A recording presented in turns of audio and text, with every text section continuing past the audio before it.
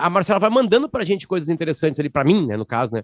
Coisas interessantes, depois a gente faz uma escolha, assim, sobre o que mais tocou os nossos corações, e um deles, a gente não tinha como não falar, é o Met Gala, né? Esse baile famoso que acontece há bastante tempo nos Estados Unidos, acho que mais especificamente desde 1948.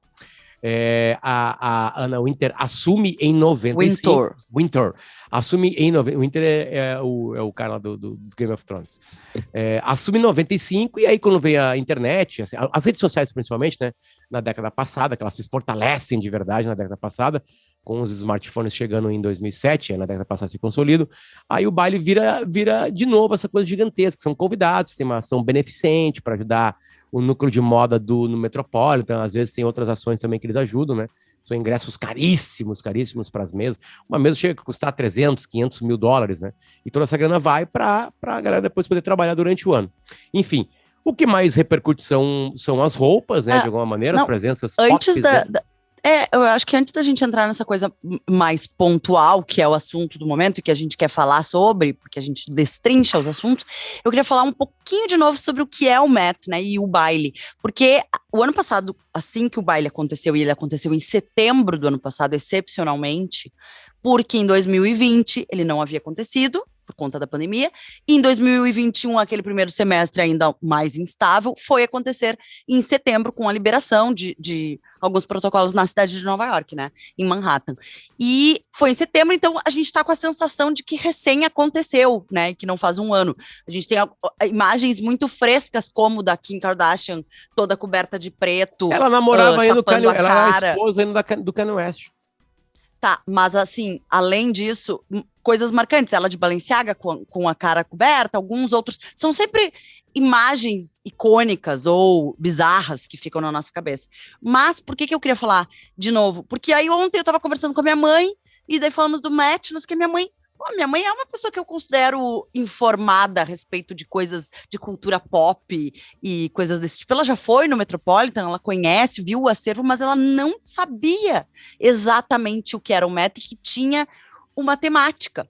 E eu vi também a Maite Proença fazendo um post, a atriz Maite Proença brasileira, fazendo um post rindo das excentricidades do tapete vermelho, do gala, sem saber que havia e que há todo ano uma temática específica. Isso. Então, e a temática desse ano foi bem interessante. O dress code, né? O dress code tem um nome, né? Que é o Gilded Glamour. Exatamente, então, que tem a ver com que é o glamour gilded, americano, né? De alguns tempos atrás, né? Que foi bem interessante. Remetem à era dourada americana, eles chamam final do século XIX, na verdade. E aí, inicialmente, quando tu pensa em Gilded Glamour, tu pensa em corcelês ainda, né? A gente tá falando de novo, final do século XIX, então a gente pensa naquelas armações, nas saias, em toda uma... E teve gente que brincou com isso, mas é uma temática, é um dress code. Em cima desse dress code, tu pode construir a tua própria narrativa com o estilista que tá te apoiando ou não, ou com o que tu tem no armário, ou com o que tu vai comprar, enfim, né? Porque todo mundo tá lá para gerar links e views e doações para o Metropolitan, e como o Luciano falou, existe desde 1948, mas desde 95 ganhou esse ar muito mais pop e muito mais celebrities, e também começou a arrecadar muito mais dinheiro quando a Anna Wintour, já à frente da Vogue, encabeçou este baile. E ela segue encabeçando, ela é a responsável pela lista de convidados, seleta a lista, tem que aprovar mesmo quem quer pagar a mesa. Então, além de talvez tu não tenha sido convidado, não vai pagar. O Elon Musk foi eu vi isso aí, Marcela. Sabe que foi pra te ver como as timelines são construídas conforme os interesses, né? A primeira coisa que apareceu pra mim foi uma declaração do Elon Musk falando que o Twitter vai ser a rede mais democrática que existe. Ele tá sendo muito bombardeado. Sabe, né, Luciano, o que o Elon Musk fez recentemente? Comprou por quase 50 bilhões de dólares o Twitter. Quer dizer, foi anunciado que ele comprou, né? Os termos não foram feitos ainda, não tem regras. E tá todo mundo cagando regra agora, como já conhecesse todo... Nem existe o contrato ainda, já tá todo mundo dizendo o que vai acontecer com o Twitter, né? Ele disse que vai ter mais liberdade. Por exemplo, assim, vários bots, depois da informação, foram liberados, né? Ou sei lá o quê. E aí falaram que ele tinha pedido isso. Ele nem se meteu ainda no negócio, né? Então vamos esperar um pouquinho para cagar teses mais elaboradas, né? Ou ter um pouquinho mais de informação. Né? E aí ele chegou lá, ele é um convidado, vermelho, claro, né? Exato. Ele não é só, não é porque ele comprou o Twitter, porque ele é o cara que criou, ajudou a criar o PayPal, ele é o cara da Tesla, é o cara da SpaceX, que já conseguiu fazer um voo tripulado por uma empresa privada para o espaço, né? Isso detém tecnologia que vai ficar pra gente para sempre, enfim.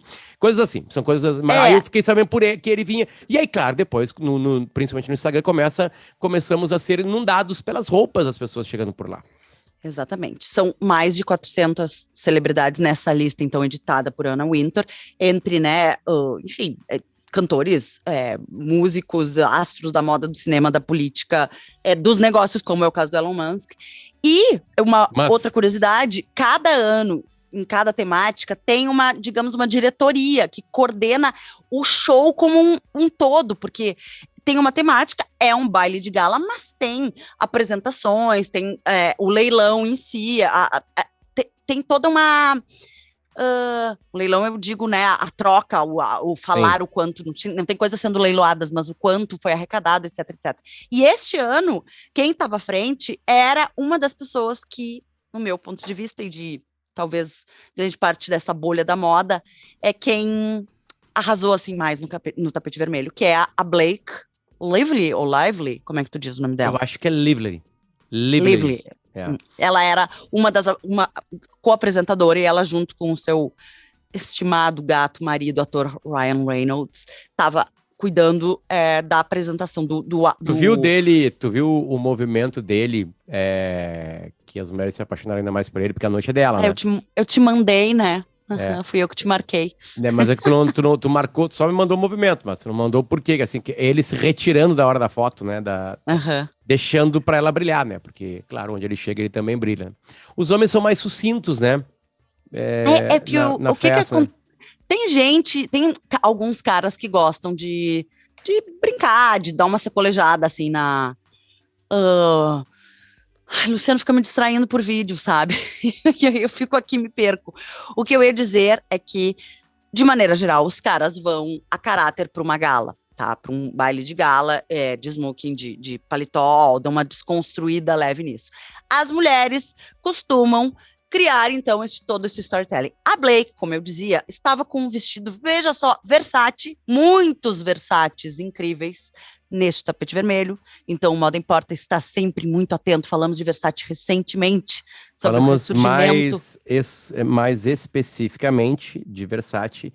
Nós estamos gravando 46, a gente gravou isso aí no 43. Faz uns 4. 43, então. Versace, assassinato, quebradeira e renascimento com Dua Lipa. Pois então, Versace vestiu a Blake com um vestido que eles descreveram como uma homenagem à arquitetura e aos monumentos dos Estados Unidos.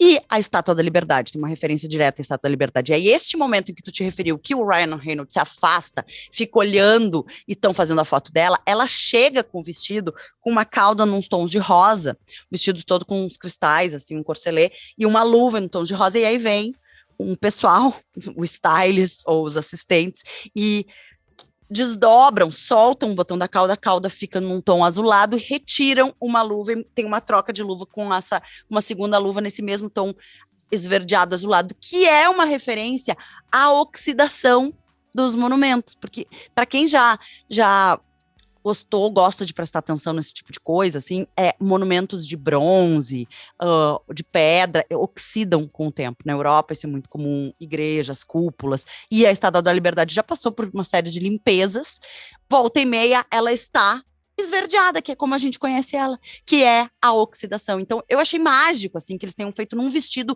que não é uma fantasia, e sim um vestido, porque também tem isso, né? Tu pode ir pro lado fantasiado bizarro ou usar de um traje bonito, mas mais de acordo com aquele dress code. E aí a gente tem vários outros Versaces históricos, a Chiara Ferragni e o Federico, não o nosso filho, mas o Federico Fedes, marido dela, famosíssimos na Itália, ela, uma influencer, ele um cantor, um rapper italiano, usaram os dois Versace, ele com o smoking, então assim, ele brinca um pouquinho mais, mas ele tá com o smoking Versace com a gola, a lapela do smoking todo de lantejola, de paetê, então é um smoking, mas desconstruído, e ela tá com um Versace retrô, assim, incrível, da última coleção do Gianni, a última coleção lançada em vida pelo Gianni, que é uma coisa preta de couro, que tem todos aqueles códigos que a gente falou aqui. Enfim, Versace tava com tudo. Gucci também, com tudo, já falamos muito de Gucci aqui. Gucci caracterizou muito bem as celebridades em que escolheram vestir, com essa era dourada do Gilded, né, Glamour,